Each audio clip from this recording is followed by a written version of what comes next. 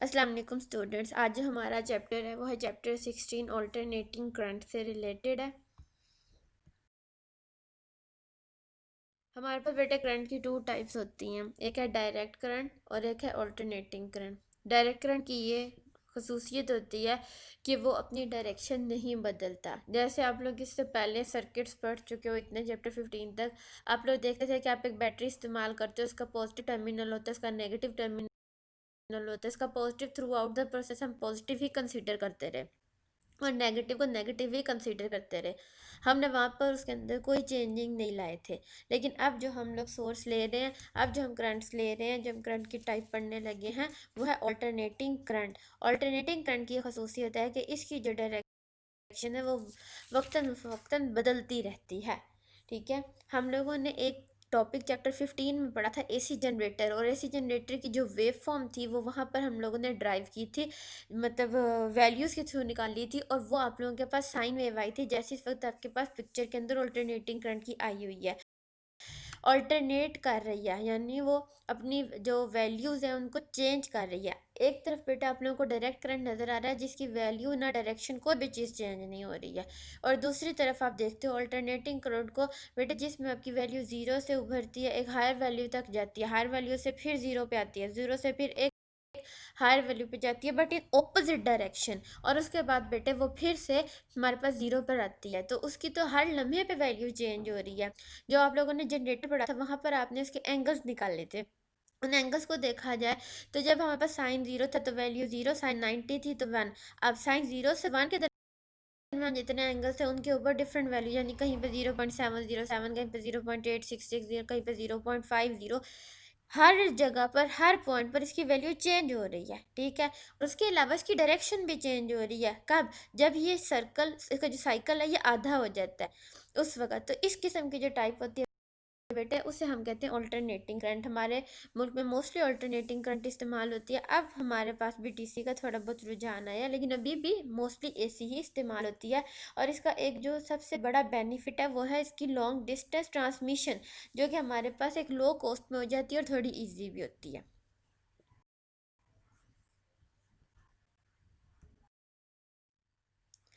Alternating current की अगर बेटे हम लोग डेफिनेशन की बात करें तो द करंट विच चेंजेस इस मैग्नीट्यूड कॉन्टिन्यूसली। अभी पिछली स्लाइड में मैंने आपको इसके बारे में बताया कि ये अपनी वैल्यू कैसे चेंज करता है। जैसे हम जीरो और वन को ही कंसिडर करें तो ये जीरो से वन वन तक जाता है, बीच में तमाम वैल्यूज से होके गुजरता है, तो मैग्नीट्यूड चेंज हो रहा है ना। और वन पे जाने के बाद ये ड्रॉप करता है टुवर्ड जीरो, तो फिर बेटा मैग्नीट्यूड चेंज हो रहा है। And direction after every half time period, और आपने वहाँ पे देखा कि जब इसकी आधी वेव हो जाती है तो हम लोगों के पास ये अपनी डायरेक्शन बदल लेता है। टाइम पीरियड आप लोगों ने चैप्टर 7 पढ़ रखा है, जब वेव्स का चैप्टर पढ़ा था और इससे रिलेटेड जो टॉपिक्स पढ़े थे वहाँ पर हमने टाइम पीरियड भी पड़ा था। टाइम पीरियड का मतलब होता है वो वाला वक्त जिसमें एक वेव अपने आप को मुकम्मल कर लेती है, उसे हम टाइम पीरियड कहते थे। तो यहाँ पर बेटे हमारे पास जब एक वेव अपने आप को मुकम्मल करती है तो उसमें दो हाफ साइकिल्स होते हैं। एक होता है 0 से t/2 तक, टी कैपिटल होता है हाफ टाइम का उसमें टाइम पीरियड का, और फिर t/2 से टी तक। तो जो 0 से t/2 तक जो डायरेक्शन होगी उससे उल्टी डायरेक्शन हमारे पास t/2 से टी में होगी, इसे हम कहते हैं ऑल्टरनेटिंग करंट। या फिर हम लोगों के पास एक और डेफिनेशन है, AC is that which is produced by a voltage source whose polarity keep on reversing with time. Polarity भी बेटे उसी सेंस में आता है जिसमें उसकी जो पॉजिटिव है वो नेगेटिव हो जाए, जो नेगेटिव साइड है वो पॉजिटिव हो जाए। इसको देखने के लिए बेटे आप लोग नीचे जो फिगर दी गई है उसको देखें। पॉजिटिव पोलैरिटी में क्या हो रहा है, इस सर्किट में बेटे हमारे पास एक एसी सोर्स है, ये जो आपको ब्लू कलर में लाइट ब्लू से में नज़र आ रहा है, ये हमारे पास बैटरी का सिंबल है यहाँ पर। ठीक है, हमारे पास बेटे एक रजिस्टर है आर, एक टर्मिनल ए और बी के दरमियान। पॉजिटिव पोलैरिटी में हमारा करंट पॉजिटिव साइड पर बैटरी से निकला है, उसकी डायरेक्शन एरो से शो की गई है towards A, and it is returning by the B sides. उसके बाद बेटा हम उसको नेगेटिव पोलैरिटी दिखाते हैं, यानी t/2 हो गया, t/2 के बाद अब दूसरा वाला सर्किट ऑपरेट होना शुरू हो जाएगा। जो चीज़ पहले पॉजिटिव थी वो नेगेटिव हो गई, जो चीज़ नेगेटिव थी वो पॉजिटिव हो गई। और आपको अच्छी तरह पता है कि हम कन्वेंशनल करंट लेते हैं, that's why current is now moving from B to A. दोनों में डायरेक्शन बदल गई। In the first circuit it is moving from A to B, and in the second circuit it is moving from D to A. तो इसे कहते हैं polarity का बदल जाना। इसकी ये वेव फॉर्म है, करंट हो तो करंट की सूरत हाल में, वोल्टेज हो तो वोल्टेज की सूरत हाल में हम उसको बेटे वाई एक्सिस पे लिया, टाइम को बेटे हम लोगों ने एक्स एक्सिस पे लिया। With the passage of time हम लोगों के पास ये इस तरह से साइन वेव में हमारे पास वेव फॉर्म आती है। टाइम पीरियड मैंने पहले भी आपको बताया पिछली स्लाइड में, जब फिर बता देती हूँ, वो वाला वक्त जिसके अंदर एक वेव फॉर्म अपना आपको मुकम्मल तौर पर कंप्लीट कर लेती है, उसे हम टाइम पीरियड कहते हैं। और हम लोगों के फर्स्ट ईयर का नॉलेज हमें ये भी बताता है कि जो फ्रीक्वेंसी होती है वो टाइम पीरियड का ऑपोजिट होता है। The reciprocal of time period is known as frequency. और अगर हम इसकी टेक्निकल डेफिनेशन पे जाते हैं तो वो होता है the number of cycles completed in 1 second. 1 second में जितनी दफ़ा एक वेव मतलब वेव्स बनती जाती है, जितनी भी साइकिल वो कंप्लीट कर लेता है उसको हम उसकी फ्रीक्वेंसी कहते हैं। नीचे दी गई तस्वीर में आप देख सकते हैं कि उसने एक वेव फॉर्म जो सी है उसमें से सिर्फ एक time period T is equal to two pi over omega लिया। ये आगे फर्दर आपको मैं समझाती हूँ कि उसने किस तरीके से ये बात की है, ठीक है। तो हम लोगों के पास वो लिया इसको उसने टाइम पीरियड का, यानी एक वेव शुरू हुई जीरो से, पीक पे गई, जीरो पे आई, नेगेटिव पीक पे गई, फिर जीरो पे आई, ये एक वेव फॉर्म कंप्लीट हुई है। ये इसका जो वक्त है बेटे उसको हम टाइम पीरियड कहते हैं और इसका रेसिप्रोकल फ्रीक्वेंसी कहलाता है। हमारे पास बेटे जो सबसे अहम सोर्स है जो कि इस वक्त आप लोग पढ़ सकते हो वो है एसी जनरेटर, ठीक है। और अगर आप लोगों को याद हो 15 चैप्टर में जब हमने एसी जनरेटर पढ़ा था तो उस वक्त हमने उसकी इक्वेशंस बनाई थी, जिसमें था एक v is equal to V naught sine theta, फिर हमने उसको theta is equal to omega T होता था, हमने इसको कन्वर्ट किया था v is equal to V naught sine omega T. जो ओमेगा होता है बेटे वो 2 पाई एफ होता है, और फिर बन जाता है ये v is equal to V naught sine 2 pi F T, and f is the reciprocal of time, so v is equal to V naught sine 2 pi into T. अब मेरा बेटा ये जो इक्वेशन है ये वही इक्वेशन है जो हमने वहाँ पर इस्तेमाल की थी, वहाँ पर ड्राइव की थी, ठीक है। असल में ये इक्वेशन वही है बेटे, v is equal to V naught sine theta, फिर उसकी फॉर्म्स चेंज हुई, फिर बताती हूँ। Theta is equal to omega T, omega is equals to 2 pi f, and frequency is the reciprocal of time period. So it is converted into v is equals to v naught sine 2 pi over t into t. अब बेटे जो हमारा time period होता है ना, यानी 0 से लेकर टी तक, उसको हमने कुछ इंटरवल्स में यहाँ पर किया है और देखा है कि उन इंटरवल्स पे हमारे पास क्या होता है। जैसे सबसे पहला इंटरवल हमने लिया ही 0 है, उसके बाद हमने हाफ साइकिल का हाफ लिया, ठीक है। यानी बेटे जिस तरह आप अमूमन अपना टाइम बताते हो कि जी 1:15 हो गया, तो वो बेटे 15 मिनट्स होते हैं ना, और अगर आप लोग उसमें 15 मिनट और ऐड कर लो तो वो 1:30 हो जाते हैं, फिर 15 मिनट और ऐड करते हो 1:45 हो जाते हैं। इस तरह हम लोगों ने जैसे हर t/4 का एक टाइम इंटरवल लिया और उसके ऊपर हमने एक वैल्यू निकाल ली है। ऊपर वाली इक्वेशन में जहाँ स्मॉल टी लिखा है वहाँ पर ये वैल्यूज़ रिप्लेस हो रही हैं, ठीक है। जैसे जब टी 0 था तो तब हम लोगों ने क्या किया जी, V naught is equal to sine 2 pi T into 0 is equal to 0। क्यों? क्योंकि बेटे 0 जिस चीज़ का साथ मल्टीप्लाई होता है वो उसको 0 कर देता है, तो साइन 0 की वैल्यू 0 होती है। इसी तरह जो अगला स्टेप है वो है v is equal to V naught sine 2 pi into, अब ये मैंने अपना टाइम इंटरवल यहाँ लिखा है t/2। कैपिटल टी को काट देगा, 2 बेटे 4 के साथ करेगा कैंसिलेशन, तो ये पाई/2 बनेगा। पाई/2 बेटे 90 डिग्रीज को कहते हैं, साइन 90 1 होता है, तो v is equal to V naught आ गया। इसी तरह बेटे अगले स्टेप में अगर आप जाओ तो V naught sine 2 pi into t/2 half time को लिया बेटे, कैपिटल टी ने कैपिटल टी को कैंसिल किया, 2 ने 2 को कैंसिल किया, साइन पाई आ गया, यानी साइन 180 आ गया। साइन 180 बेटे 0 होता है, इसलिए ये पूरी वैल्यू 0 हो गई। v is equal to V naught sine 2 पाई/t 3t/4। हर टाइम जो पिछला उसके अंदर t/4 को ऐड कर रहे हैं, आप 0 में t/4 ऐड करोगे तो t/4 होगा, t/4 में t/4 ऐड करोगे तो t/2 हो जाएगा। इस तरह हर टाइम इंटरवल में t/4 ऐड करते जाओ। इसमें बेटे कैंसिलेशन के बाद आपके पास जो वैल्यू आएगी वो आएगी 3 पाई/2, ये होता है 270। साइन 270 इज -1, तो ये बेटे आपके पास माइनस में वैल्यू आ गई है। देन बेटे हम लोग के पास जो finally value complete time interval है वो t है बेटे, टी को कैंसिल करेगा, 2 पाई आ जाएगा जो कि 360 है, तो वहाँ पे बेटे हमारे पास वैल्यू आ गई 0। तो हमारे पास कंप्लीट वैल्यू का जो बंडल बना वो बना 0, V naught 0 minus V naught and 0। अगर आप याद करें चैप्टर 15 में तो वो आपके पास क्या बंडल बना था, 0 -1 0 सॉरी 0 1 0 -1 0, तो ये बेटा वही वैल्यूज आ गई, वी नॉट कोई हायर वैल्यू होगी। इंस्टेंटेनियस वैल्यू का मतलब होता है कि किसी पर्टिकुलर टाइम इंस्टेंट के ऊपर हम कोई वैल्यू निकालें। इंस्टेंटेनियस लम्हा, किसी लम्हे के ऊपर। इससे ऊपर वाले स्टेप में हम लोगों ने यही काम किया है। हम लोगों ने क्या किया वहाँ पर कि t0 लिया, उसके ऊपर वैल्यू निकाली, t/4 लिया, उस पर वैल्यू निकाली, यानी किसी भी पर्टिकुलर टाइम के ऊपर आप वोल्टेज की जो वैल्यू निकालते हो उसको आप इंस्टेंटेनियस बोलते हो। ठीक हो गया।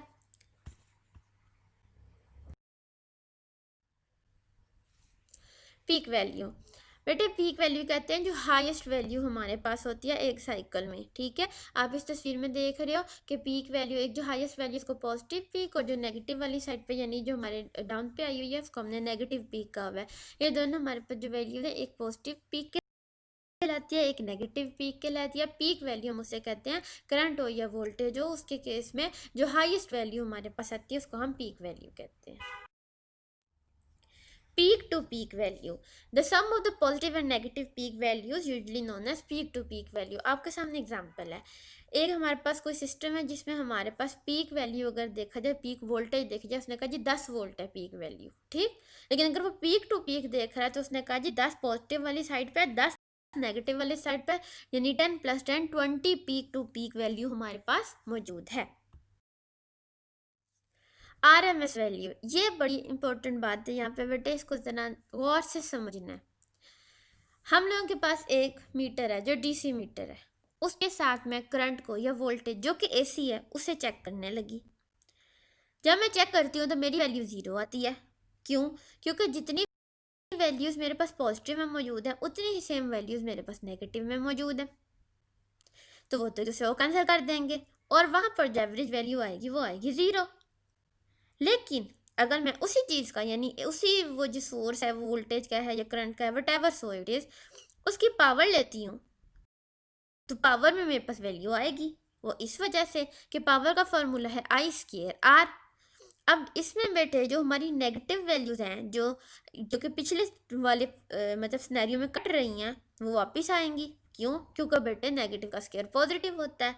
तो एक बहुत अजीब सी बात है ना कि हम लोग के पास जब हम लोग करंट या वोल्टेज मेजर करने लगे हैं AC का सिंपल DC वाले से, तो हमारे पास आंसर 0 आता है। लेकिन जब हम लोग उसको यहाँ पर बेटे मतलब पावर में देखते हैं तो उसमें वैल्यू आती है। तो इस चीज़ को चेंज करने के लिए, इस चीज़ को सॉल्व करने के लिए हमारे पास आया RMS वैल्यू का कंसेप्ट। अगर आप लोगों को याद हो तो यही कंसेप्ट इस तरह से मिलता जुलता हम लोगों ने बेटे चैप्टर 11 में पहली दफ़ा सुना था। पहली दफ़ा चैप्टर 11 में वेलोसिटी के लिए आप लोगों ने रूट मीन स्क्वायर निकाला था, क्योंकि वहाँ पे बेटे एक गैस कंटेनर था। उस गैस कंटेनर में मॉलिक्यूल्स कोई राइट टू लेफ्ट जा रहे हैं, कोई लेफ्ट टू राइट जा रहे हैं। ओवरऑल हमने कहा था जितने राइट टू लेफ्ट जा रहे हैं उतने ही लेफ्ट टू राइट जा रहे हैं। तो ओवरऑल तो बेटे दोनों 0 हो गए थे, लेकिन उनकी वेलोसिटी निकालने के लिए फिर हमने रूट मीन स्क्वायर इस्तेमाल की थी। उसी तरह बेटे यहाँ पर इस मसले को हल किया गया है।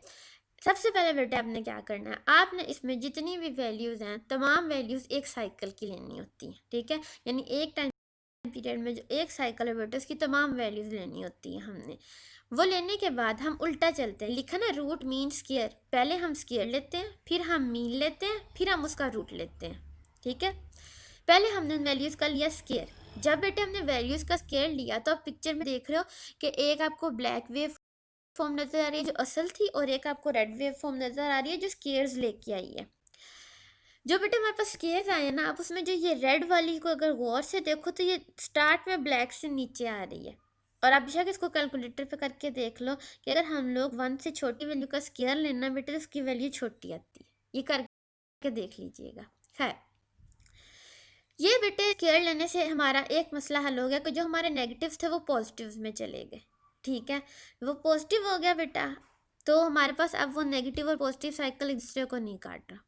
फिर हमने बेटे मीन लिया इसका। जब हम इसका मीन ले रहे हैं तो बेटे मैंने में 2 वैल्यूज़ ली हैं। ठीक है, एक बेटे जो हमारी इनिशियल होगी यानी जो 0 वैल्यू हमारे पास आ रही है, जो यानी तो आप इसको कह सकते हैं मैंने 2 एक्सट्रीम्स ली हैं। एक हमारे पास 0 वैल्यू आ रही है और एक हमारे पास हाईएस्ट V नोड आ रही है। ठीक है, तो मैंने क्या किया, जो पीक वैल्यू है वो ले ली और एक जो उसके पास 0 थी यानी वो ले ली। इन दोनों को अगर आप साइड पे देखो तो मैंने साथ इनका सबसे पहले मीन ही लिया हुआ है। पहले मैंने इसका स्केयर लिया, 0 का स्केयर और वी नॉट का स्केयर, और मीन लिया। मीन लेने का तरीका यही होता है बेटे कि इनको ऐड करके इनको डिवाइडेड बाय द नंबर कर देते। तो मैंने दो वैल्यूज ली थी, मैंने दोनों के साथ इसको डिवाइड कर दिया। राइट बताइए, 0 का स्केयर बेटे यहाँ से खत्म हो जाएगा और ये बन जाएगा v is equal to V naught का स्केयर ओवर 2। फिर आपने इसका रूट लेना है, क्योंकि बेटे हमने जब इस तरह किया तो हमारी वैल्यूज़ की जो वैल्यू ओरिजिनल वैल्यू से बहुत ज़्यादा बढ़ गई है। यानी अगर आप फॉर एग्जाम्पल की बात करें, आपको अच्छी तरह पता है बेटे कि जो 2 है उसका स्केयर 4 है, तो अब वो वैल्यू तो 4 तो सही वैल्यू एग्जैक्ट नहीं है ना, तो उसको ठीक करने के लिए हमने इस पर रूट लगाया। जब हमने इस पर रूट लगाया तो बेटे हमारे पास एक उसके लिए फार्मूला निकल आया है कि वी रूट मीन्स केयर ये वी ए सी के लिए होता है। यानी जो ए सी का वोल्टेज होता है उसको हम इस तरह कहते हैं कि V root mean square is equal to 0.707 V naught is the peak value. खाली वी जो भी हमने पीछे यूज किया था, V is equal to V naught sine omega T, it is the instantaneous value. V root mean square is the AC value यानी VRMS। V naught is the peak value, और यही same चीज़ बेटे हमारे पास current के लिए observe होती है। इसके साथ बेटे हम लोग अपनी जो एग्जाम्पल नंबर 1 है वो करेंगे, जिसके लिए मैं आपको रिकमेंड करूंगी कि आप लोग अपनी बुक्स खोल लें।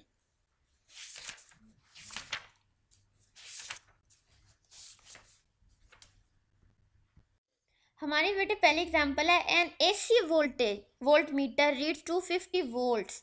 250 वोल्ट्स बेटे AC हमारे पास जो मीटर है वो बता रहा है। जब AC का वर्ड उसने यूज़ किया, मैंने आपको पहले कहा कि आपने वहाँ पे वी रूट मीन स्केयर जरूर लगाना है। तो उसने हमें बेटे वी रूट मीन स्केयर जो सा है वो वोल्टेज की वैल्यू दी है जो कि है 250 वोल्ट्स, और इसने बेटे इसके साथ हमें एक फ्रिक्वेंसी दी है जो कि है 50 hertz. What is the peak and instantaneous value of the frequency of alternating voltage is 50 hertz. हमने इसको पीक वैल्यू देनी है और हमने उसको जो सा है वो इंस्टेंटेनियस वैल्यू देनी है। ये नेक्स्ट स्लाइड में मैं सॉल्व करके आपको देती हूँ।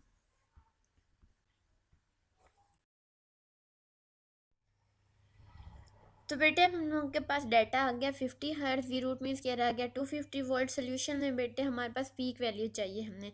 तो अभी जो हमने रूट मीन्स के में फार्मूला निकाला था VRMS is equal to 0.707 V naught, उसको इस्तेमाल करते हुए हम लोगों ने बेटे अपनी वैल्यू निकाली है 353.5 वोल्ट।